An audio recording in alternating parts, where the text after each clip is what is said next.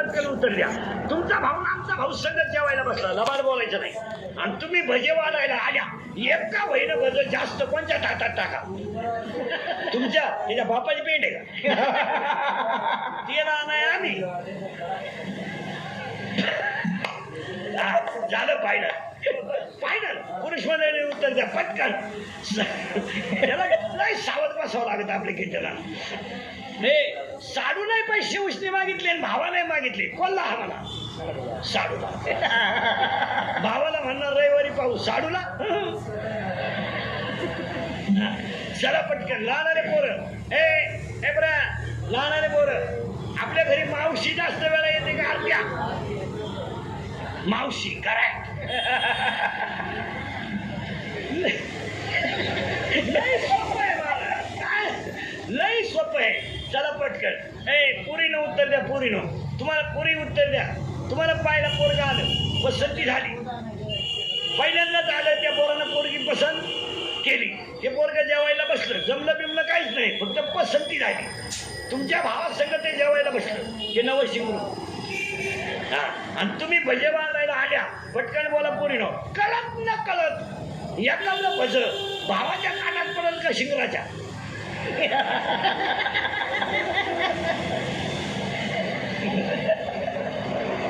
शिंगराच्या झालं उदाहरण. इतक्या दिवस राखी बांधली, तो भाऊ लागला आणि हे दुसऱ्याच्या पल्सरला पेट्रोल टाकून आलो. याला तर पल्सर नव्हतीच, पल्सर आहे दुसऱ्याची, कुठं आहे दुसऱ्याची, पण भजे खाऊन गेला ना. हो, मग समाज असा आहे भाऊ. फॉर्म भरायला अख्खं गाव, प्रचाराला अख्खं गाव, जुलाब व्हायला अख्खं गाव, रसा प्यायला अख्खं गाव, उमेदवार पडला एकटाच घरी आला. कार्यकर्ते गायब, कार्यकर्ते दुसऱ्याच्या गुलाला जिंदाबाद. पुन्हा सकाळी याच्या घरी, आपलं गावच नालाय की. काळ अतिशय वाईट आहे. इंद्रिकत कीर्तन आहे. हे काल सत्य, आज सत्य, उद्या सत्य. आपल्या तोंडातून वाक्य बाहेर पडलं ते सत्य. 15 वर्षापूर्वी पुढाऱ्याच्या मागे हिंडणारे कार्यकर्ते आणि आता हिंडणारी टोळी, याच्यात जमीन आसमानाचा फरक आहे. 15 वर्षापूर्वी कार्यकर्ते फिरत होते निष्ठा म्हणून, आता कार्यकर्ते फिरतात मिळतंय म्हणून. जर मिळालं नाही बोंबाला. एखाद्या सरपंचाला एखाद्याने 8:30 वाजता फोन केला रात्री, माझी पोरगी आजारी आहे, तो जर म्हणला सकाळी पाहू, कार्यकर्ता काय म्हणतो माहिती? कोणाशी बोलतो तू? बोलतो कोणाशी? 5 वर्ष तुझ्या माझं हिंडलो मी, चुत्या होतो का दुसऱ्या पक्षात? आता निष्ठा नाहीये, निष्ठा निष्ठी आहे. निष्ठा आता निष्ठा ही फक्त गुरुजीलाच शिकवायची पोराला नाही. आता काहीच करायचं नाही, आता महाराज. पण आतापर्यंत एवढे शाळा झाल्या, पुस्तकं झाले, शिक्षक शिकून लोक मेले. पुस्तकातल्या आतल्या पानातलं पहिलं पान कधी गुरुजीने पोराला शिकवलं? पुस्तकाच्या बस सगळे उलटे पाटे झाले, गायला निघाले, अपेक्षित निघाले, नवनीत निघाले, प्रश्नपत्रिका संच निघाला, सराव परीक्षेचे संच निघाले, गायला वाचू पोरं मेले, नोकरीला लागून रिटायर झाले, पुन्हा मेले, त्यांचे नातू परत तयार झाले. एवढं झालं, मग पुस्तकाच्या आतलं पान कधी गुरुजीने पोराला शिकवलं का?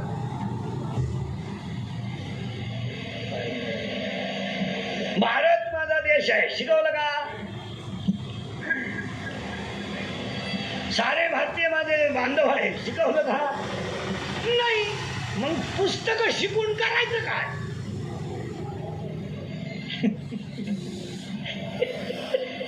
जे शिकवायला पाहिजे ते शिकवलं नाही, आणि नको ते शिकून मग रिटायर झाले, येडे झाले.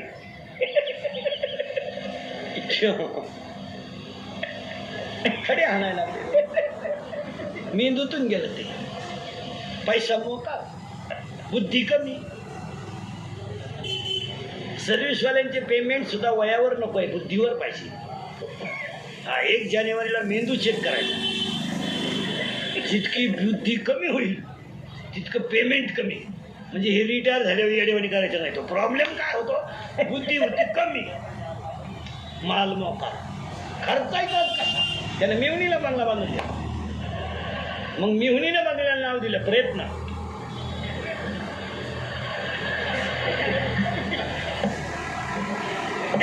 याने त्या बंगल्याला नाव दिलं सहकार्य. मग त्याच्या पोराने गाडी घेतली आणि तिच्यावर नाव लिहिलं सत्यानाश. सावध राहायचं. आपले कीर्तन ऐकलं 2-4 दिवस सुधरत नाही माणसाला. बधीर होतो तो, एकटा हसतो घरी. हो आता सगळेजण 2च मिनिटं आजीबाईकडे झाला. वय किती झालं? 100. चेहरा फ्रेश, डोळे फ्रेश, बसणं अजून ठणठणीत. जाऊ दे आता 100 म्हणजे त्या मानाने विक्रम झाला. बघा 22चं.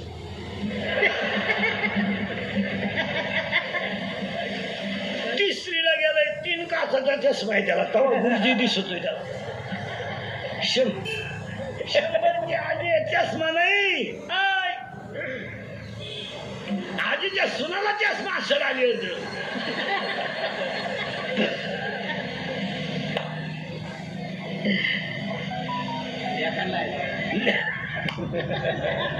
दोन्ही मुलांना आहे पण आजीला नाही.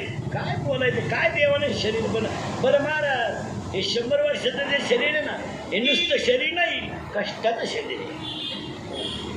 नुसतं शरीर नाही. काही नोकरीवाल्याची बायको आहे का? लिफ्टनवर जाती, लिफ्टनं खाली, मनक्यात गॅप, डोळ्याला अंधार आहे. अगं बाई तू जगती तरी का आला? तू घरच्यालाही मोकळं करीना, त्यालाही दुसरी करता येईन आणि तूही उलथानं काय करते तू जगून तरी? त्याचा निमा पगार गोळ्यांमध्ये जातोय. महाराज जुनं ते जुन्या म्हाताऱ्याने 3 पोरींचे लग्न केले. टोले जांग एअर आहे, खंडली मोटर आहे बसवली, पाईपलाईन नाही केली, जमीन बैल किनीनं लय केली. 3 पोरींचे लग्न केले, 2 पोरांच्या शाळा केल्या, रुपया खर्चही नाही, गुंठा इकला नाही. म्हातारा ठणठणीत. आपल्याला एकच पोर तिथेही लग्न करायची गरज पडली नाही. ती पेपरला गेली, आलीच नाही तर लग्न करतं का? मग ती का निकाल घेऊन येते का काय? माणसामध्ये आम्ही प्रगती केली. काय वांग केलं प्रगती? 58 वर्ष सरकार धुतलं, नोकरी केली. 58ला बंगल्याला कुतळी आणली, 60ला बंगला पुरा झाला, 62ला वास्तुशांती झाली आणि 63ला इथं वर्ष श्राद्ध आलं. बंगल्यात झोपलाच नाही तू, बाहेर येतो का आला? मग त्याच्या पोराने घराला नाव दिलं दादांची कृपा. दादा जिनेतच मिळेल तर कृपा कशी होईल? अजून 70चं म्हातारं 45 म्हणतं वाचित आहे. 75चं म्हातारं 3. बाबा किती झाले? 85.